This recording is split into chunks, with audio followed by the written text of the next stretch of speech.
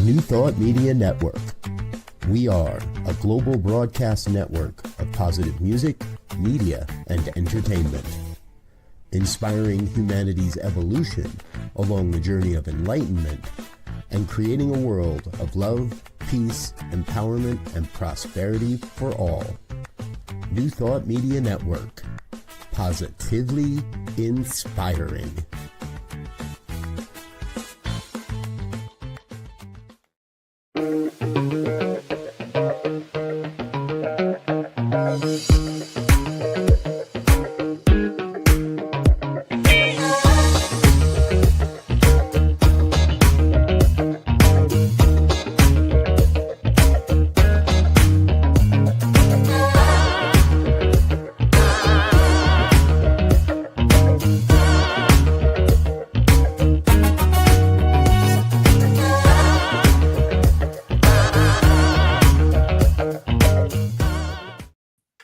And hello again, dear ones. Dr. Robert Brzezinski over here. And Reverend Michele Wadleigh here. And this is New Thought Today for today, May, I'm looking right at the date, May 13th, 2025. Rebzy is traveling and unable to be with us, so I knocked on the door of my very, very dear friend, Reverend Michele Wadleigh, and I do apologize. I don't know why I thought you were a Michelle with one L. No, but Michelle Whittington and I have fun because we're both MWs, so Michelle. Oh, no, which Michelle? Oh, Michelle W. No, which Michelle W? That one I know. That one I've gotten caught in myself. She's a one and I'm a double L. And I'm happy to be Rebzy for the moment. Well, I'm happy that you're Reb Michele Wadleigh, or also known as Reb Jersey Girl, and so grateful that you are here. You've had a program on the network in the past, and you've been a regular on this program over the years now, so it's really always just a delight and enlightening to get a chance to sit and chat and talk and connect with you. So yeah, thank you. Really grateful you're here. How about we take a few moments and give you a chance to share with the people at home a little bit more about your ministry and what you're up to?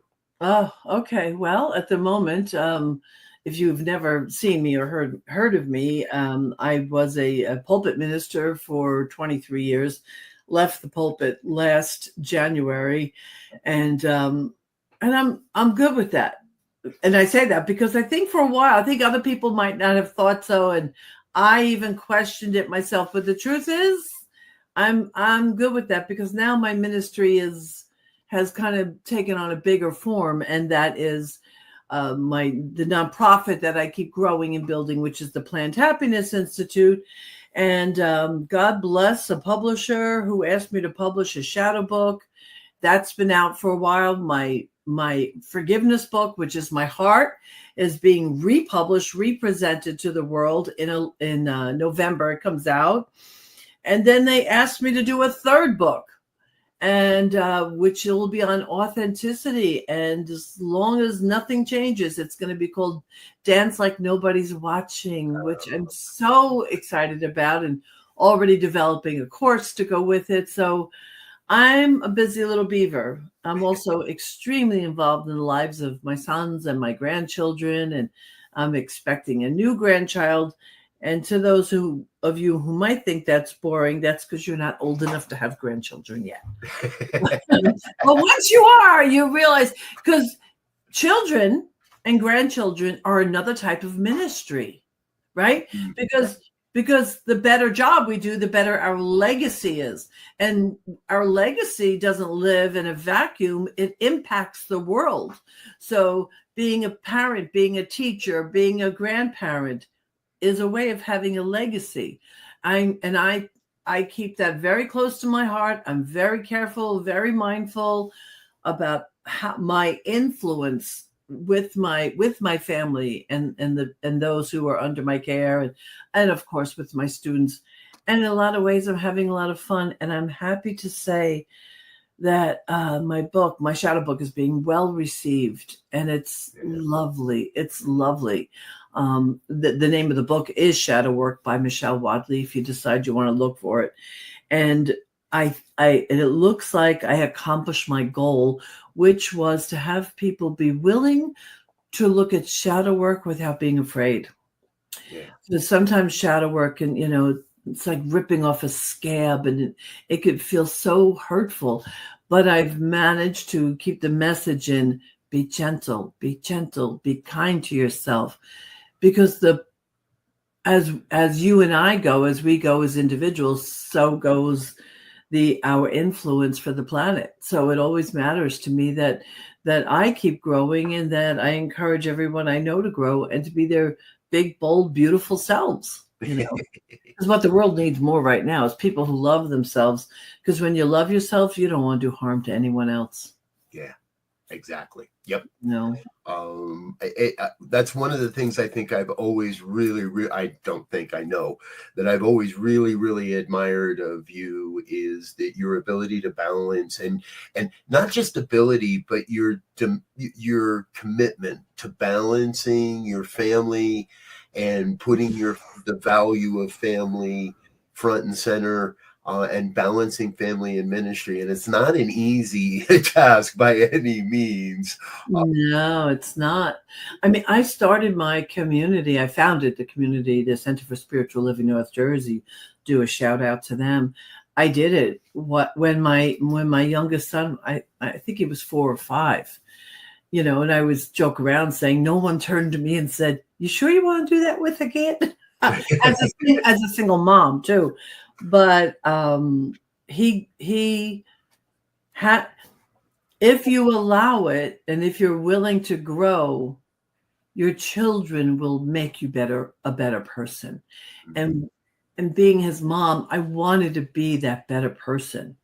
So for me, it was a gift. It was a gift all around. And what else do we have? What's more important than us with family? Right. No, it might be a rough thing to say in this day and age with all that's going on in this country. So take what I said with a grain of salt. Absolutely. But I agree. I think that, okay, sometimes family is going to create some strain, and I'm sure that's part of it. And I spoke about this on Sunday, and I know others have been as well, that, we celebrate some of these special holidays like Mother's Day and Father's Day and others, and they can be rough days for some. It's you can kind of dig back into your shadow work, sorry, no pun intended, into the work, but it can be a really tough day for some to have everybody just, hey, mothers are great and isn't it fabulous? And for everybody, that's not really the experience, and it's not the truth for them at that moment. And maybe there's something more for them there, and maybe that's something that we just need to be a little more okay with. That so I'm trying to find some other ways to celebrate that oneness beyond all the just traditionals. But yeah, so here's the thing, and this is where all my forgiveness work comes in, and the forgiveness book too. So on Sunday, I didn't make Mother's Day. I happen to be speaking this last Sunday, so I do have a speaking schedule that I'm out and about fairly often, and I didn't want the whole Sunday just to be about Mother's Day. So for me, it was about loving fiercely. But I did segment out a piece, and what I spoke about for that few minutes was that, because I acknowledge that we don't all have that, the mother version of the father knows best, even that they called that the father knows best. But you remember how meek the woman character was in that show. If nothing else, let us be the conscious, aware individuals that heal the mother wound. And I'm going to call out, shout out to a friend and colleague, Reverend Evelyn Bourne, who on her Substack is doing a beautiful series on healing the mother wound. Because we might not all have had a good mother. We might not all be a mother. We may be mothered to adopted kids, but we all had a mother. And so where that mother lives in us It's our responsibility to heal where she lives in us. So while we might acknowledge that not everybody had a skilled mother, let me just say it that way, or we might not have had a skilled mom, it's still upon you and I to heal where she lives in us. Yeah. And how we hold it, how we subscribe to that idea, and then how we you changed my name. Thank you. And then how we communicate that to the generations coming after us, because mistakes are going to be made, but how do we carry it? It's always, for me, it all comes down to responsibility, Robert. It has always come down to responsibility. And I think that's a really important thing for us to realize. If you say something that upsets me, you're not responsible for my reaction. I have a lot of choice there. I could be offended. I could not be offended. I could choose to talk to you. I could choose to cut you out. I mean, I have a lot of choices there. Right. So responsibility and choice matters. And we are talking to a New Thought community. This is New Thought Media Network. Right. So we can't do what everybody else is doing and expect to have a different experience. We need to be the leaders, and being healthy, emotional leaders to me is really important. And obviously you got me on a tangent. It's a good one though. So I remember my very first teacher, he would share it in a way where he said, don't make me push this. Don't make me push my own buttons.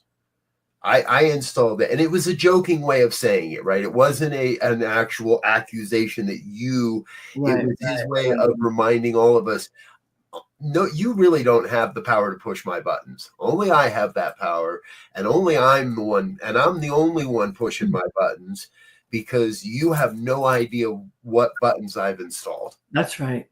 I wish my new statement always is, I wish, want, hope, and dream that more of us could get that, because it might sound hard. It might even sound hard as you're saying it to some people. Right. But the reward for that, the result and the reward, is an emotional freedom, and a spaciousness within inside of ourselves, where life can happen in a greater, grander way.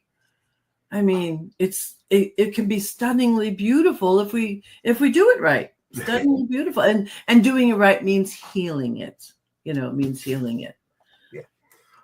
And again, there's that opportunity, because as soon as I realize a button has been pushed and I am the one that has done it, I have to be able to look at you and recognize you as the God face in front of me, the angel in front of me, that piece of the divine that says, hey, I'm just playing my role. Yeah, I'm doing my thing, helping you to remember, being an inspiration for you to heal that, to go and look at, why is it I get so upset when you don't use your blinkers in traffic? That might be my thing. And what I'd like to do is take what you just said, for the sake of our audience, absolutely, and turn that into a spiritual practice. Driving in traffic can be a perfect spiritual practice. I'm not trying to sound. Every time you're able to, you find cause to react, mm-hmm. you're literally losing control, and it's like a garden hose. I love this, and I'm about to get a new garden hose. Beautiful new garden hose with no holes and no rips in it. Oh, it's a lovely thing. But over time, sometimes, they get little holes. And if you were to just take a little pin and prick that hose in just a few places, it would begin to leak out some of the water. And so what happens is, when we think it's okay to flip somebody off, or to call someone out, or to be angry because of the way they're driving, and people will always be stupid on the road. So to give power away to that, it's a little self-sabotaging. But every time we do that, we're losing some of the power, like the water isn't going to the hose where you're pointing it because it's leaking out. We have power. We have power to create. It was installed in us. It's alive and it's vital. But you and I have to learn how to focus it and align with it and then allow the world to benefit from it. The power is not power over people. It's not dominion over, but it's the power to create and to co-create and the power to love, even to be actively compassionate. And when I think of all the things that are going on right now, I'm like, oh my gosh, where is our human compassion? I find it very sad, very sad. Yes,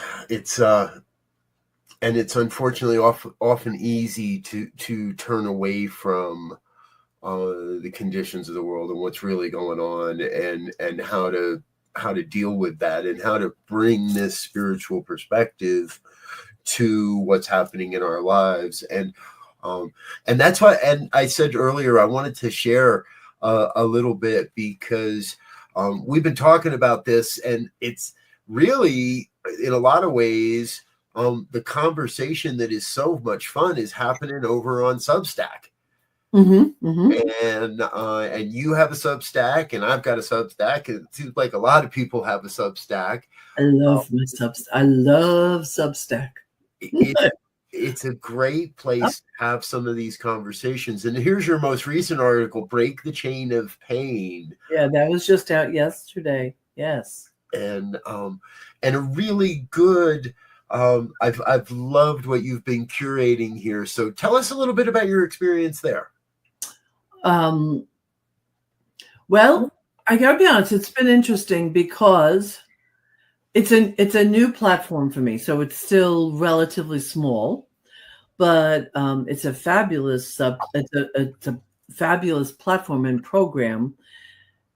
And because I'm attracting people that want specifically my message. Right. So it's not like me just sending this out to anybody. I mean, anybody can read it. Some of it's for paid subscribers only. But it's my place. And I allow myself sometimes, I allow my upset to rear its head on occasion. I do. Because I think it's important that I allow my humanity also to have a voice. I mean, you're talking about being upset with somebody driving, right?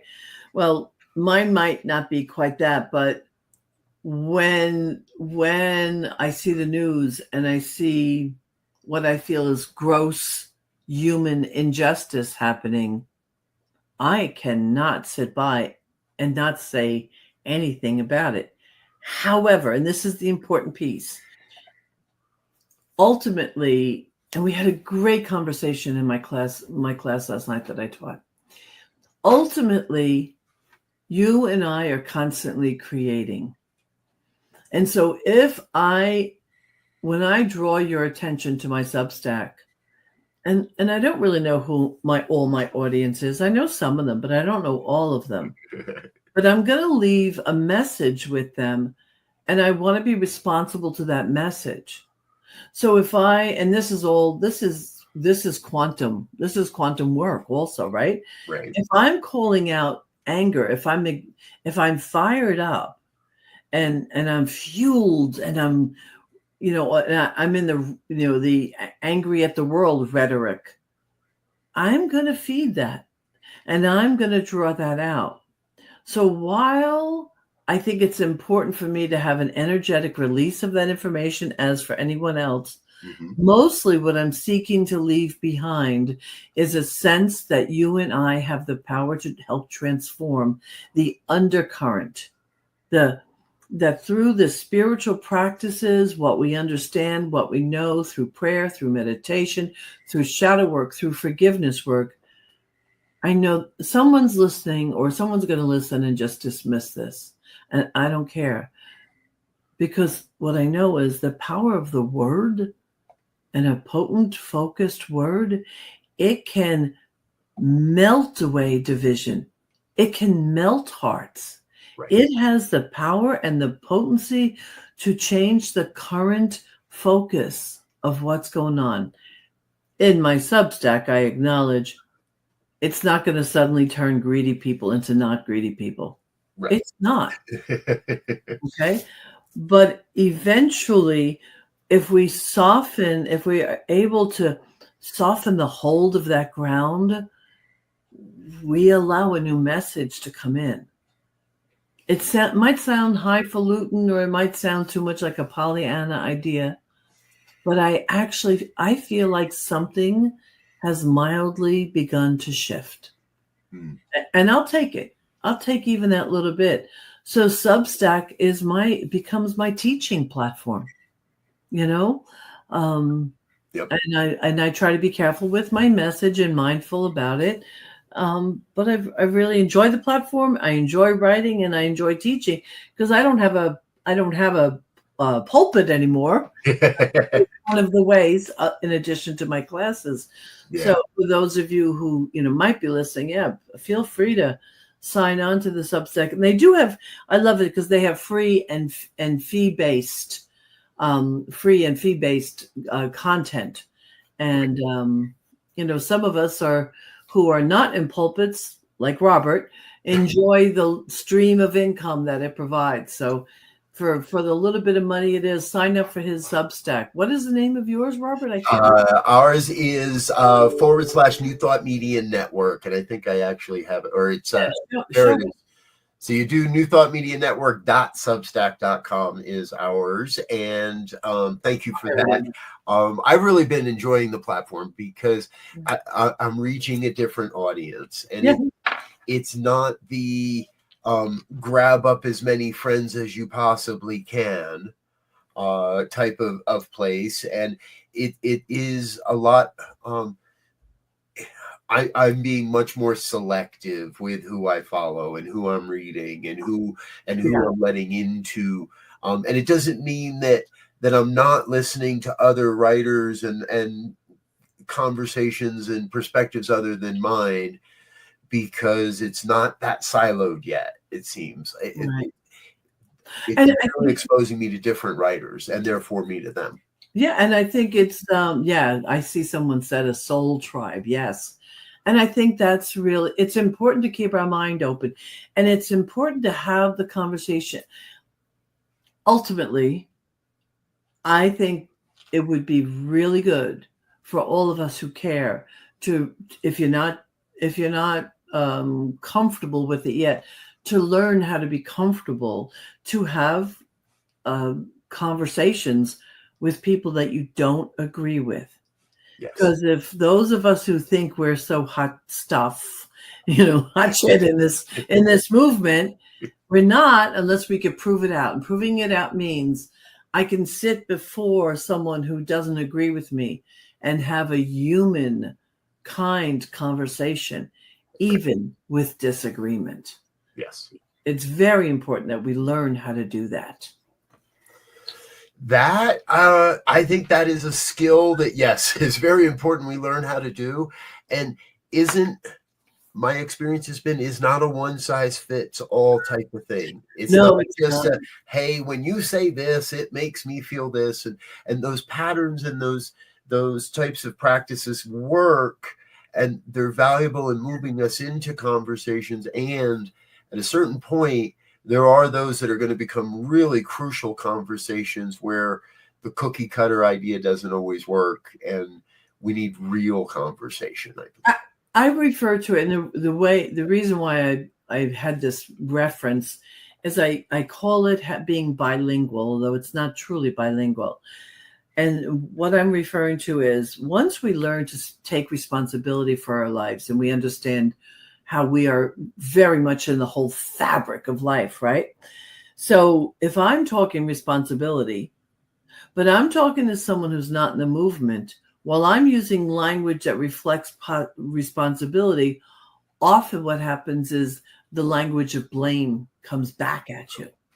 So You do not want to set yourself up as a doormat. You do not want to be at the mercy of those kind of conversations. You want to learn how to turn your language just enough that you present an idea, but you're not beating yourself up. I'm sorry. I'm listening. I was just reading the chat. Yes. But please don't translate this as you're always supposed to be kind, which sounds kind of odd coming from a metaphysical spiritual teacher. Right. But sometimes kind just gets you in trouble, and it makes you inauthentic. And I'm very sensitive to this right now because that's the newest book I'm coming out with.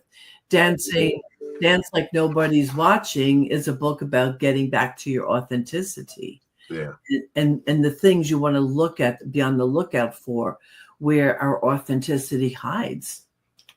And our authenticity hides behind our addiction to be nice and our addiction to be liked, or our addiction to being socially accepted. Well, I don't really want to be accepted by everybody. I don't need to be accepted by everybody. Yeah. Exactly. Yeah.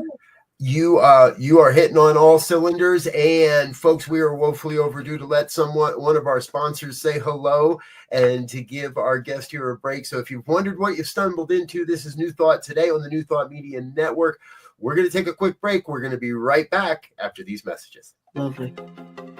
Welcome to the Convention of the Americas 2025, Rising Together. Join us for a truly bilingual retreat experience on the shores of the beautiful Lake Chapala, Mexico. July 22nd through July 26th, 2025, at the Hotel Villa Monte Carlo in Jalisco, Mexico. Featuring Reverend Jeffrey Ryan, Dr. Jose de Lira Sosa, Reverend Dr. Kathy Ann Lewis, Reverend Dr. John Waterhouse, and Reverend Dr. David Bruner. Registration is now open, and payment plans are available. Simply visit www.conventionoftheamericas.com. Come be part of a transformative gathering with powerful presentations, workshops, networking time, and just good old relaxing and connecting. Plus, you can learn more about the science of mind and how to live this powerful philosophy in your life. Transform your life at Convention of the Americas 2025, Rising Together.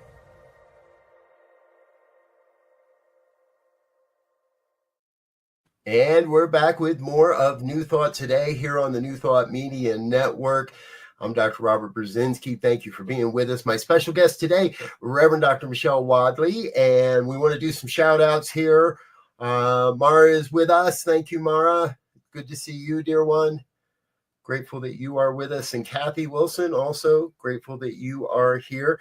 And Kathy was asking for the web link again. So yes, I'm going to put that in the banner here for you. Which one? Where is Michelle's? There's Michelle's. And is that for the Substack? Yeah. The Substack, I believe, is what you want.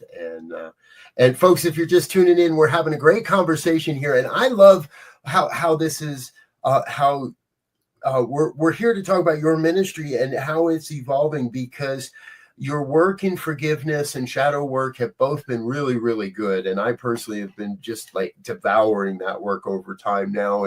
And now you're going to move into authenticity, and it feels like the natural, I say this a lot about some things, it's like the natural flow of things that when you do the shadow and the forgiveness work, when you do the inner work, it's so much easier to live a truly authentic life. Yeah. Robert, I'm fortunate right now. I have a number of, I've been teaching a lot again, which is my favorite thing to do. And sometimes it just breaks my heart that so many people get to their years of being an elder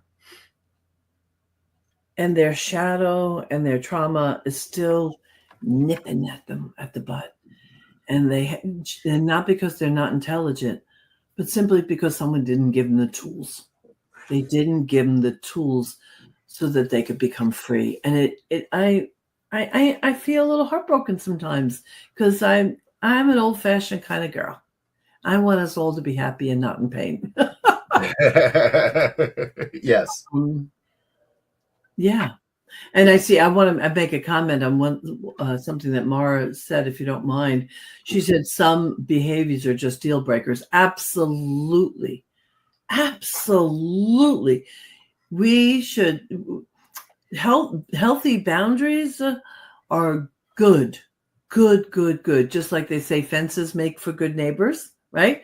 So do boundaries. And they're in the textbook and one of the books and this thing called You, I don't remember where it is. Bert Ernest Holmes talks about us being guided, guarded, and protected. Guided, guarded, and protected, which sounds a little like we're trying to hold things at bay. But when we are syncing up the spirit, when we are in alignment and we surrender, we have a natural safety net around us. I know that I walk the planet feeling, well, now I live in a small bedroom community of 17,000 people. But even when I go places, I always feel like God's got my back. And I feel that way because I've managed to shake off the layers of resistance and the layers of anything that stands between me and my good or me and my God, however you want to say it. And when we're in this movement, we can choose to be in someone's company or not. I have family members who definitely voted a different way than I voted. Well, I'm not going to turn my back on a family member. I'll try to have a conversation. I will try to understand, but I'm not going to turn my back. And that's my dedication. Yeah. That's my dedication. Although I've heard of many other realities. Yeah, I've heard of many other ways that people have handled it. And I've heard people disowning people. Not on my watch, not in my family. Exactly. And I like to believe that there may be, and you're right, there are like these countless various experiences from everything from outright arguments to ignoring to family, and we're all going to go through this a little bit differently. Yeah. This is another experience, I believe, a more global calling or experience to help us each define exactly what family does mean and doesn't mean for each of us. Yeah. And as I said earlier, I've always appreciated your ability to keep that value centered in grounded in the conversations that are happening. Thank you. And I've seen the miraculous happen in my classes. I've seen people that were estranged, suddenly they're no longer estranged because of forgiveness or because they did their shadow work. I've seen it over and over again. We are not stuck. We are not at the mercy of things. We're not, none of us. And it's time for us to really, really get that. But Robert, I want to call out to you in your dream. Can we talk about your dream? Absolutely. So I'm going to act like the interviewer right now. Robert, what dream are you dreaming alive right now? Thank you for that. So that's been the fun. And I really want to give that up to all of my colleagues, right? All of the people that I've met over the last 20 some odd years of being in this philosophy, all the various visionaries and the dreamers and the Eeyores that I've run into over the years as well, it's all led to a revealing, an unraveling, if you sometimes it feels that way. But I remember in a ministerial class, Reverend Mary Jo Honiotis said, I found this to be a completely revelatory journey. And that really stuck with me over time. Is that it isn't so much my journey, it is allowing for the revelation and then serving that. Yep. So along the way, New Thought Media Network became and I think I always knew this, it was the revelation of a time. But it was the revelation, at this point, it's the revelation of 5 years ago. And if there's anything I've learned in the last 20 years, it's that the revealing never ends. It's much like that, a cascading waterfall, that it's not the same at all times. There's splashes and there's waves and there's boulders sometimes that come over the waterfall. It's not always safe to stand underneath the waterfall. It's that continuous motion of the flow of life, of what's happening. So what's been emerging for quite a long time is an intentional community. And this in some ways started when I first read Michael Singer's work. And I read his first book, The Untethered Soul. And in that, he sort of speaks about intentional community and the community that built up around his work, but it wasn't really in depth. Right. And then he came out, and I forget when it was, with The Surrender Experiment. And I read the first book, loved it, said, wow, I want to read this. So I went, picked it up, and it was one of those transformative works that by the end of the night, I had read most of the book and I was in tears, because here was a blueprint. Yeah. Okay, at a very different time in the human continuum, but here was like somebody that did it. And much like when I first found the science of mind, here was somebody that was speaking my language and was sharing a deep philosophy that I had always felt I knew. And now here's someone else that really gets it. And that means there's others that get it. And the same thing happened when I read The Surrender Experiment. So this is now 20 years down the road, or well, not that many, but we're probably 15 or 10 at least down the road from reading that book. And the call to voice the vision has become so strong and so powerful that it cannot be denied. And so a couple of months back, I went out and just threw together a website. And one of my kind of weird hobbies is to scroll real estate websites in the middle of the night. Okay. Hey, it's not porn. Not porn, you're right, exactly. And so I can like jump onto Crexy or LoopNet. I love that you're weepy. Yes, It's a good dream. Exactly.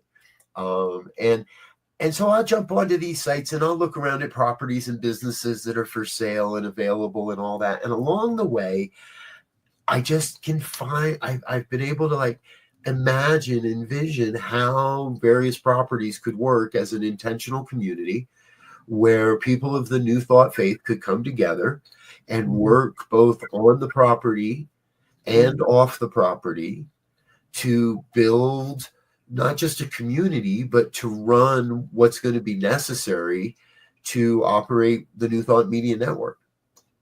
Because that idea, and I've been saying this for 5 years, it's kind of like CNN meets Netflix. Now, I started saying that 5 years ago, so the political affiliations of those organizations may no longer be palatable to some, but I'm not about that. I'm about how we share information. So, Robert, just in case someone doesn't know, just give a moment of what an intentional community is, in case someone's quickly tuning in. Absolutely. So that. Yes, absolutely. Thank you. In my perspective here, an intentional community is a place where people can cohabitate with of like minds can cohabitate on a property, not necessarily all in the same house. And we're not talking about the kind of culty give it all up and give all your money kind of hippie communes from the early days where nobody had anything and so everything was totally communal. This is more of a modern day intentional community where people would own their own property and have control over what is theirs and what they bring to the party. But we're working towards a shared vision and a shared outcome. Yeah. And there are many intentional communities today that sell organic produce or create candles and sell those online, or hammocks and sell those regionally, and build upon a small community where the living quarters might be a little tighter, where people might be all from 2 or 3 families. This vision is a little bit larger in that we envision producers and editors and creators and retreat space for artists and artisans, and where someone can come to get away from their, if it's a minister and needs a sabbatical, can come and be nurtured in an environment that is not only based on but intentionally living new thought. From the music we listen to the way the food is prepared, to how we share in our spiritual practices. And that community just happens to have started online out of necessity, where most communities tend to start in physical formation and then go online. We're just doing it the other direction, I think. I think it's beautiful. I have secretly wanted something not so sophisticated. You have a sophisticated vision of it. I have wanted to live in I used to call it communal way, but communal living, but I love intentional living. I really like that term more because it really speaks to what's required in order to make it work. Because you're right, it's not about surrendering your autonomy. It's about what's the distinction that Stephen Covey uses? It's not interdependence, where you do something, I do something, we blend together, we share, we lean on each other. And if my family would ever actually move, I'd move in a second to do that. I talk about it with my son all the time. He really has a dream about finding a communal way of living, or a community. And there is a big subculture happening. There's a large subculture happening where families are buying larger pieces of property, keeping their independent homes, but then sharing in crops and responsibilities. And a lot of it is about going back to the earth, but it's more about getting off the grid and getting out of the grind for many people. So because this is New Thought, what is the name of the show? New Thought Tomorrow? New Thought Today. Today. And it's about where is New Thought going and what's coming. And right. I think it's good to speak your dream into this space, because that's how things. Mara says she lives in a senior co-op in San Jose. Fantastic. Yep. Fantastic. And so Mara, I'll bring that in. This is my vision of how we do intentional community. There's another woman here in Colorado who has a very different vision of providing spaces for tiny homes and acting as more of a stepping stone for those that have been, for whatever reason, fallen out of the mainstream. The ability to purchase homes and step into their own home. Mara, there's also people I know of that are seeing this whole concept through that lens of retirement homes. And bringing more of what is New Thought, not just trying to build just not trying to infiltrate a retirement home, but to actually purchase, develop, and run the business of a retirement home from the basis of New Thought, from the very ground up. So it isn't about the money, and it isn't about the expediency. It is about that shared spiritual experience that'll allow for, I believe, hubs to start to develop a little more. Oh, see, look, you got other people interested here. That's a fabulous dream. Yeah. Yes. Yeah, exactly. I live in a sweet little town, It's probably I haven't lived in many places, but I love where I live more than any place I've ever lived. And yet I could see, I think I would die and go to heaven if New Thought people lived to my left and to my right. And we were, I mean, when I was a young girl, I was one of 7.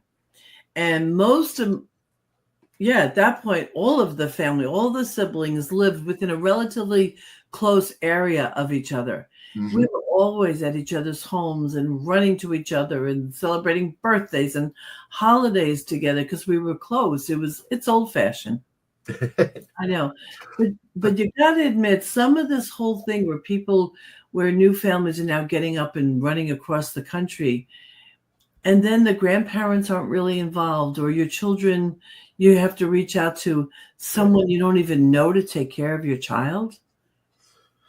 So I think that there's advantages for all of it. Exactly. There's advantages for all of it. You mentioned, I think before the show, we chatted about, you said something about Arizona, or I forget where you said. Have you ever looked at the Earth ships? I have actually, yes. Fascinating. I love that conversation. So many, many years ago, I first, and this is all YouTube. I've never actually been in an Earth ship. Yeah, me either. Yeah. But it's I found down in Arizona or New Mexico, or Arizona, Slab City, and that led down the rabbit hole of what are Earth ships. So if anybody's like, what? It's an ecological way of building a home at just the right angle with windows at just the right angle, so you can be completely self-sustaining, water in all. There was a main architect of this that started this, Michael somebody. Yeah. I can't remember his name. I forget that aspect. And the whole back wall, it's all biomass. So the whole place is heated and cooled because there is no back wall. The whole back wall is just tires pounded with dirt, and it's a wild process from recycled materials. But they make great houses, and they're really unique and creative, and they're not quite as scalable as other things, but they're that's part of the rabbit hole. That's part of the natural progression that says, look, here's one way to do it. What are some other ways that it can be done? But it is about getting off the grid too. Yes. And getting off the grid and living off the land. And so these homes all have Michael Reynolds. I just looked it up. His name is Michael Reynolds. And he started it in 1970s. And he went through a lot of hell to make that happen because the laws at the time they were giving him a hard time. I'm not sure why, but they gave him a hard time. But so every one of these homes has a greenhouse section to it. So they are growing their own herbs and vegetables kind of inside the house. You walk into the greenhouse and then you walk into the house. Yeah. And it's just an idea. It's just a fascinating idea to expand your thinking and open up to something new. Yep.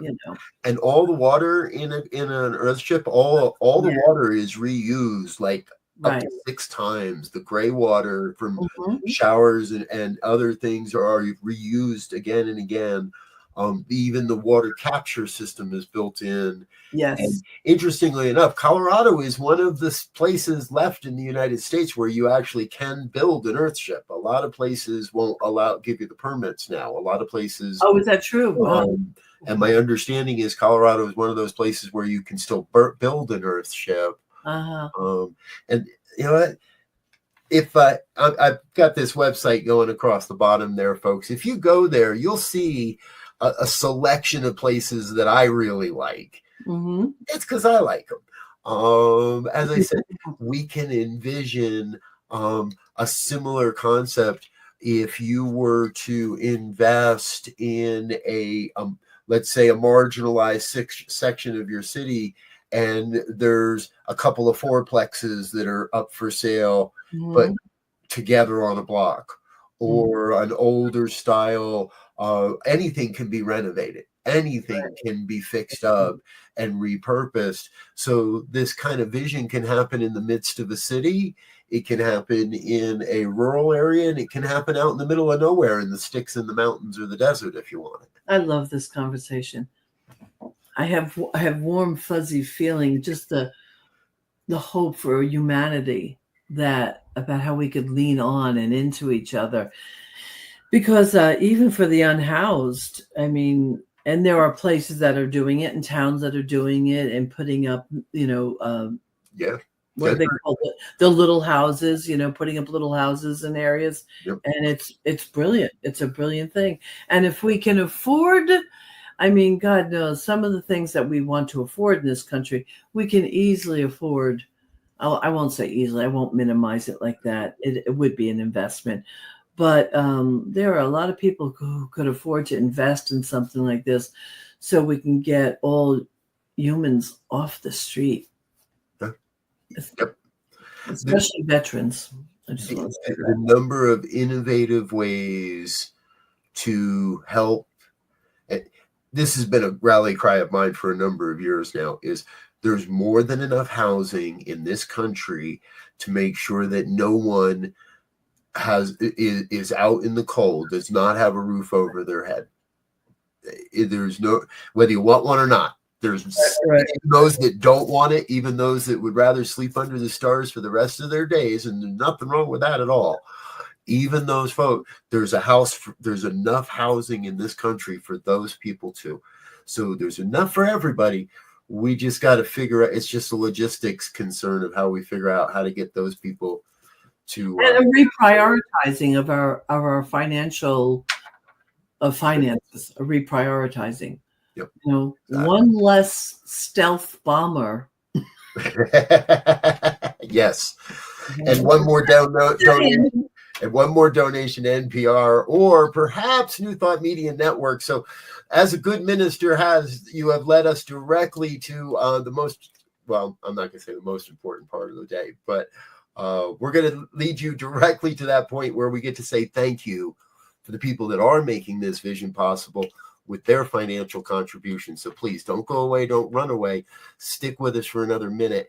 Help us celebrate the people that are making this all possible. And we'll come back with our final thoughts right after this. Please help us say thank you to our organizational sponsors, including the Hefferland Foundation, Affiliated New Thought Network, International New Thought Alliance, Science of Mind Archives and Library Foundation, Center for Spiritual Living Denver, Center for Spiritual Living Midtown, New Thought Philadelphia, Planned Happiness Institute, Summit Center for Spiritual Living, One Heart Retreats, Center for Spiritual Living on the Lake, Unity Kitchener, Unity Spiritual Center Ottawa, Om Center for Spiritual Living, Satya Center, Begin Within Ministries,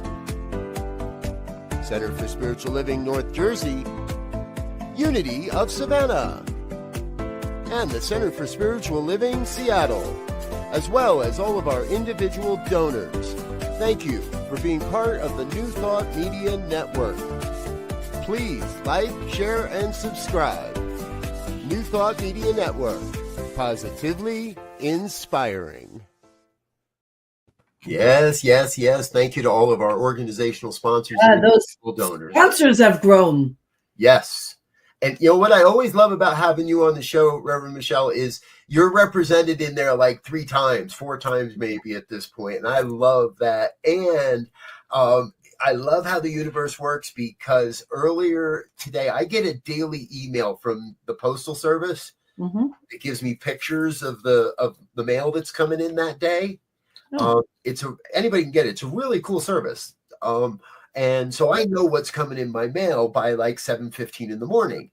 And this morning I opened up that email, and the monthly donation from Center for Spiritual Living North Jersey is there, and it's going to show up in my mailbox in a few hours. So Nice.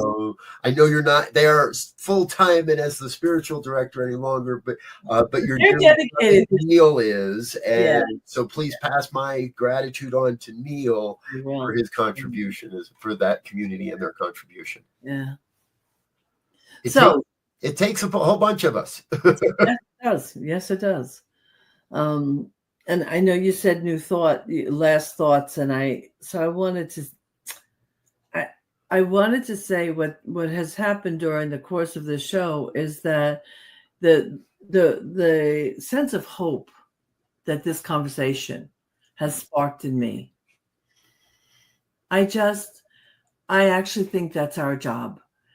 Because people can get and again, I'm not putting my head in the sand. I read the news. I know what's going on. I am not saying be ignorant, and I'm not condoning spiritual bypass. I'm saying both end.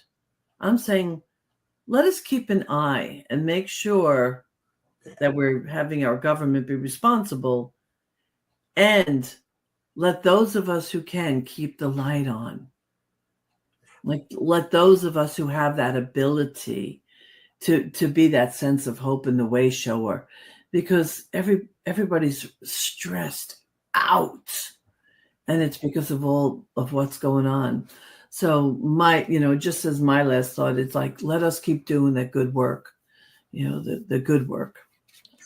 Yeah. Thank you. It is good work. And as you were sharing, I'm in that space where, and I've been saying it a little bit lately, but not quite this way, in that we know that our word has the power to create. Mm-hmm. We know that we can create towards a positive vision or towards a woeful suffering vision, Mm-hmm. if you will. Mm-hmm. And I realized that for me, it's always, and I want to remind myself, always be casting the vision of what I wish. Yeah. Oh, there's times, yes, to look at what's wrong and to identify. And again, just as you say, it's not spiritual bypassing. For us here on New Thought Media Network, that's what we do on Friday mornings on Ministers Talking Shit. Right. We drag through the muck and the mire, all the stuff that we don't want to process or haven't been able to process, and work through it in a what we hope is a healthy way. Here on this show, we get to be casting the vision. Yeah. And that's my invitation to all of us, is casting that vision. Always be casting the vision.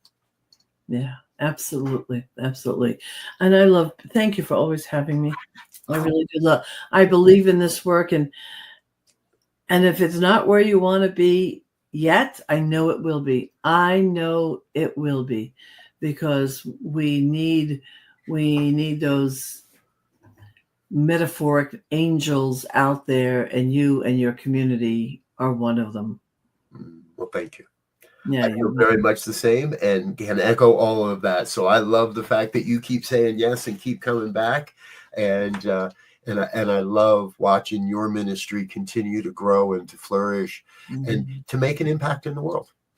Thank you. Together, we're all doing good work, folks. So. Yes.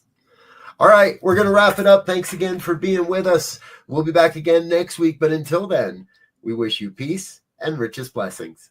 Bye now. Massive love to all.